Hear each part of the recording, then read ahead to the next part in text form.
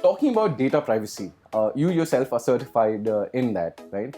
So, can you break down the meaning of GDPR and that of its relevance to the world in general for us and for our audience? Okay, so GDPR full form is General Data Protection Regulation. Right.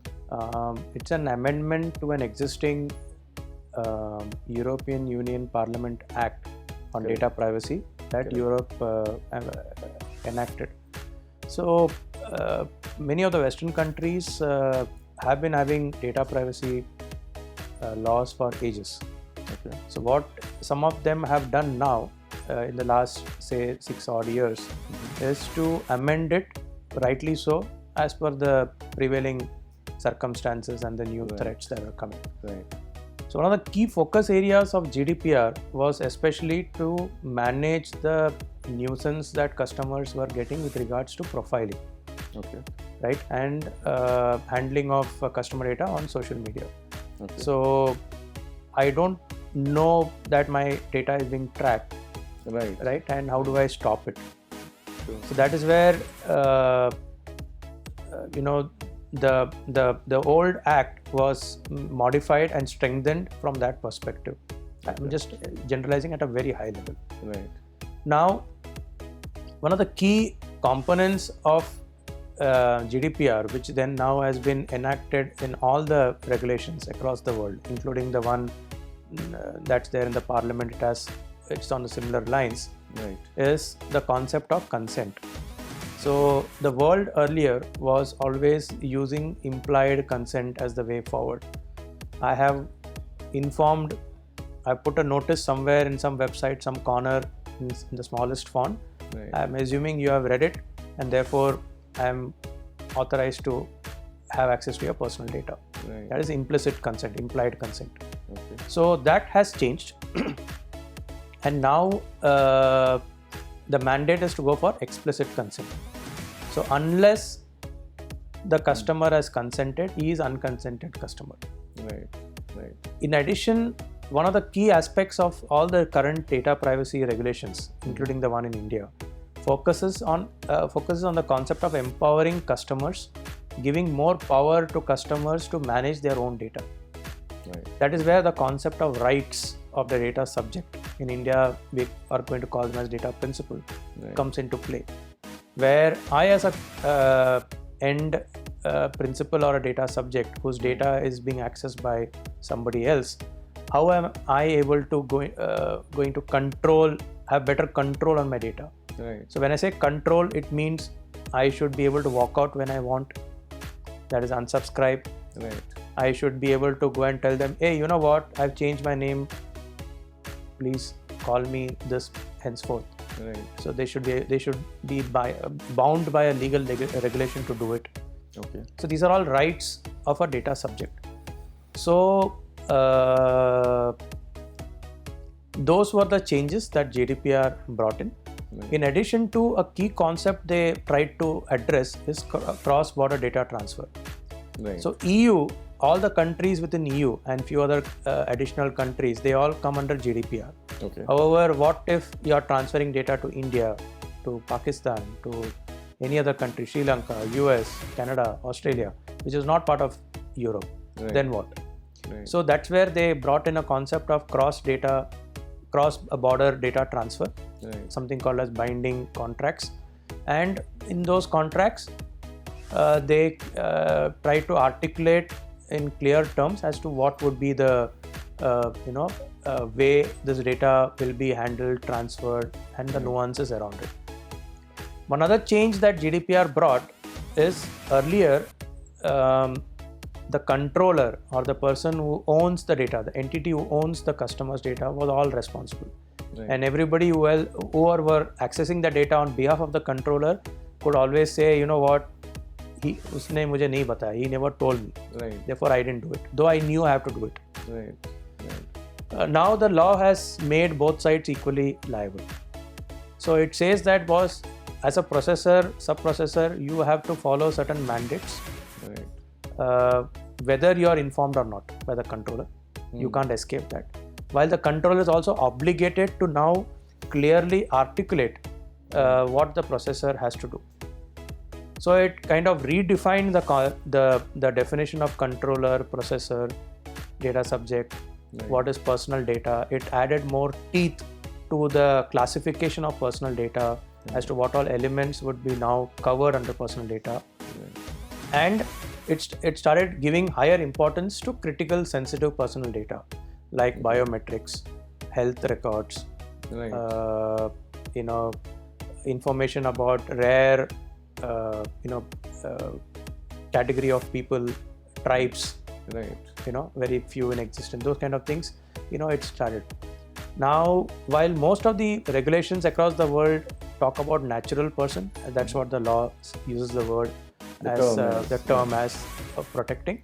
There are some countries also which talks about protecting personal data of even deceased individuals for a certain number of years post death. Okay.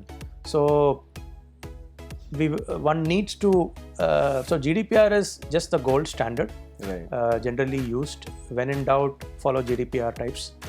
But then it is required that one has to do a due diligence, do a data impact assessment, understand which are the regulations that apply, and then study the nuances in each regulation. What are the fine prints? That's, I think, the most important aspect. Yeah. So there are subtle changes between GDPR and the US CCPA, Consumer Protection Act.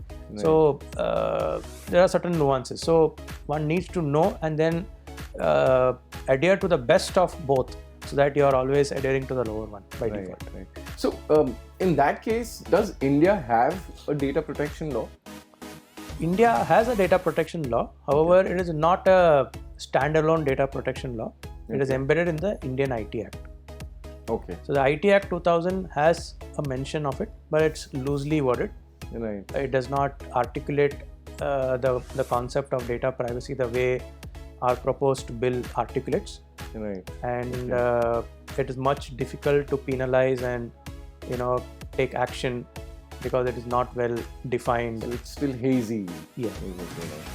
So how does the Indian PDP in the parliament stack up against the world's GDPR most comprehensive data protection framework then? So when Justice Sri Krishna was entrusted by the Ministry of Electronics to draft a bill for us, a regulation for us, I think I've attended a few seminars of Justice Saab, and he keeps mentioning that GDPR and other such regulations across the world were the kind of the starting points. So he and his team did go through those regulations to understand why and what it was written and what are the implications. And what they have done is they have tried to customize those regulations to how it suits and works in India. Okay, so they're trying to bring the Indian context. Make it India specific. And if a certain situation or a term is not relevant to India, relabel it, like a data subject was relabeled as a data principal, a controller was fiduciary, intermediary in place of a processor. So these are all terms, and in terms of the penalties, there it is in euros, here it will be in rupee terms, how it is. So like there in GDPR it says groups last year turnover, a percentage of that. So I think in India there was a discussion which said, how are you going to arrive at the group's turnover? Rather, let's make it meaningful, which we are able to act on. This will become a perpetual legal battle. So those were the changes I think they are trying to incorporate, but thereafter I think they are further breaking it down to also cover data as a whole. So GDPR and all the regulations across the world focuses only on PII, personally identifiable information. So anything that is not PII escapes that regulation.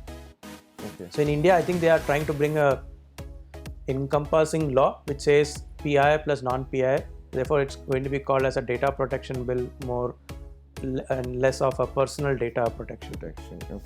So will this law work in the Indian context, considering that India is such a large country, and you have so many states and there are so many cultural differentiations? Do you think it will work in the Indian context? Do we have an option for it to not work? The answer is no. Right. But we would have heard in the news recently, we had the UK Prime Minister coming down, and they were also emphasizing that India does not have a protection bill, privacy protection. Therefore, certain trade items could not be enacted because the protection is loose. Right. So the IT Act is very loosely worded as far as the privacy area is concerned. Right. It is high time India has a act of its own. True. And if you need foreign countries, companies, global companies working in India or providing services in India, they need to ensure that their brand reputation is protected, and they need to have some guiding principles and rules whereby misuse of their data can be penalized. So I think it will work in India. It is like we all thought the GST regulation will not work the way, but it is working beautifully. So there'll be an adaptation phase. It's not going to work on day one. True. But Ajit, isn't it ironical that India being a hub for all things related to IT, and our data protection laws are still not in place? That's an area of concern actually. Yeah, I think this is a big. Bringing this regulation has got far-reaching consequences. Therefore, it has to be well thought out and well faced in. Yes. Right. You need to face it in a way where your economy does not take a downturn.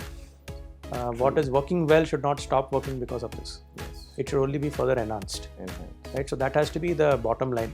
Right. True. What is working? If I was able to service at 1 rupee, because of this regulation I can't make it 1.1, then the inflation will go up, the cost of product will go up, service will go up, the consumer will then walk out, then the business collapses. So I think there's sincere effort being made by all the parliamentarians. I think they have had a number of joint parliamentary committees, different leaders have addressed it, have been head of it, and there has been considerable amount of progress which has been made to make the law as suitable to India as possible. The good thing is the government is also giving a lot of time for opinions. So that is where they are further delaying things. They are willing to take opinions and deliberate on the opinions, and then take a subsequent opinion on a compromised formula. So I think all this thing is taking time, but better late than never. It should come. True. Very soon. And I feel India is in a far better position now than what it was before. So deliberating and exaggerating on it has its own merits. It has its own merits. It has its demerits also. Having said that, you're right. Now we have so many private companies, Adanis, etc., getting into the data center world, and they will be handling so much of data, cloud storage. So earlier you could only think of an Amazon or an Azure, or Google, but now you have so many different companies, offshore companies in India also providing similar services at possibly cheaper cost. So this has become a booming business, and the need is, lot more than what it was maybe a year before, and especially with COVID and remote working and globalization, where data is being freely exchanged, and that's what people want, countries want, the foreign entities want. This law will help in giving a direction so that people can work with some